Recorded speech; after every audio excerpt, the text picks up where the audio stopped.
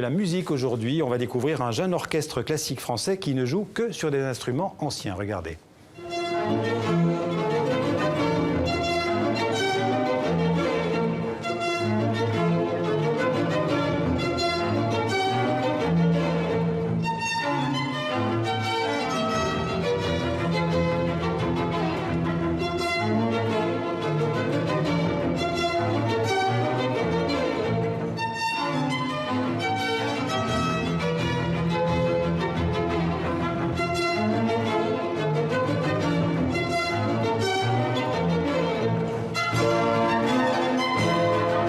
Bonjour Jean-Baptiste. Bonjour Xavier. Alors ce jeune orchestre français, c'est le Concert de la Loge qui vient de sortir en disque et qui sera en tournée un peu partout dans le monde ces prochains mois. Oui, il y a un vrai foisonnement en France de jeunes orchestres classiques qui sont nés ces dernières années, dont celui-ci. Donc, alors il a été créé il y a 2 ans, ce Concert de la Loge. Sa spécificité, vous l'avez dit, c'est de jouer sur des instruments d'époque. Et l'époque, c'est l'époque de la musique qu'il joue, c'est-à-dire la deuxième moitié du XVIIIe siècle. On appelle la période classique de la musique classique. C'est Mozart, c'est Haydn. Et justement, leur tout premier disque qui vient de sortir, ce sont des symphonies de Haydn, ce Concert de la Loge. Alors pourquoi il s'appelle le Concert de la Loge olympique? En fait, c'est parce que c'était le nom d'un grand orchestre du XVIIIe siècle. La loge olympique, c'était une loge maçonnique de musiciens. Sauf que le comité national olympique, aujourd'hui, français, ne l'entendait pas vraiment de cette oreille, qui est le mot olympique. La suite, c'est Julien Chauvin, le chef, qui nous la raconte.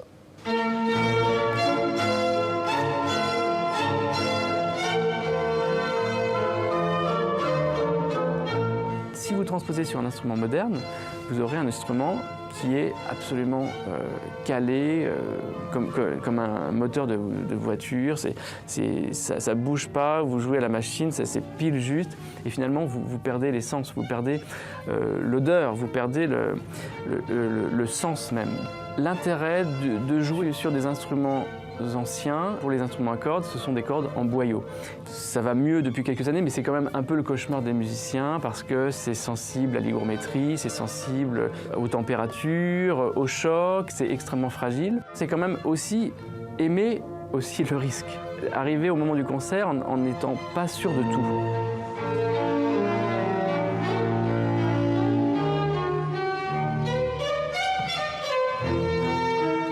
Le Concert de la Loge olympique, c'est l'orchestre le plus fameux et le plus important créé à la fin du XVIIIe siècle, avant la Révolution française. Cet orchestre, créé à Paris, au Palais Royal, va commander des compositions, des œuvres aux plus grands compositeurs de l'époque. Alors il y aura Salieri, il y aura Cherubini, il y aura Chevalier de Saint-Georges, et Haydn. Si on se replace dans le contexte, Joseph Haydn est le compositeur le plus connu d'Europe à l'époque.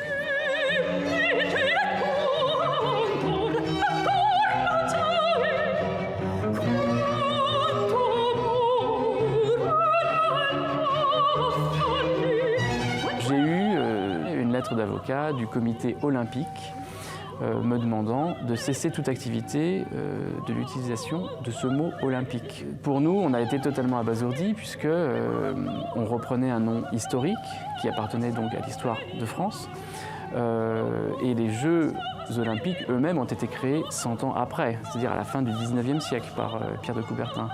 Donc on n'a pas tout à fait compris, voilà, surtout que leurs arguments étaient très clairement « Attention, votre ensemble crée une confusion avec l'hymne olympique ».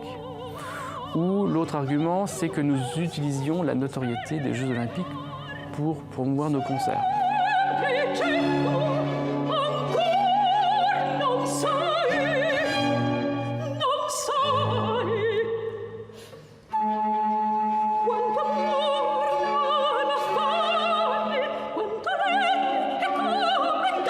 Une chanteuse française Sandrine Piau qui, sur ce nouveau disque, chante avec le Concert de la Loge et Julien Chauvin, et un autre chanteur français, Philippe Jarouski, sera lui en Amérique latine en tournée avec l'orchestre ces prochains mois.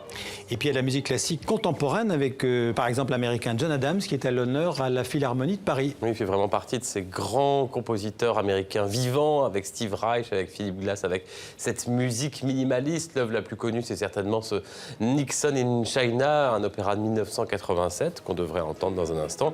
Il est invité ce soir et demain de la Philharmonie de Paris avec plusieurs concerts de musique. Il est très content d'être à Paris, il nous l'a dit. Et on entend. During Noël. Well, I've been to Cité de la Musique, but I have not returned, so this will be my first experience with the Philharmonie, but my friend Simon Rattle tells me it's one of the great halls in the world.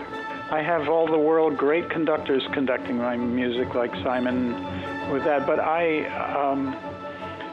love to perform, and I think that I can, when I work with orchestras, I can teach them the way that I want to do it.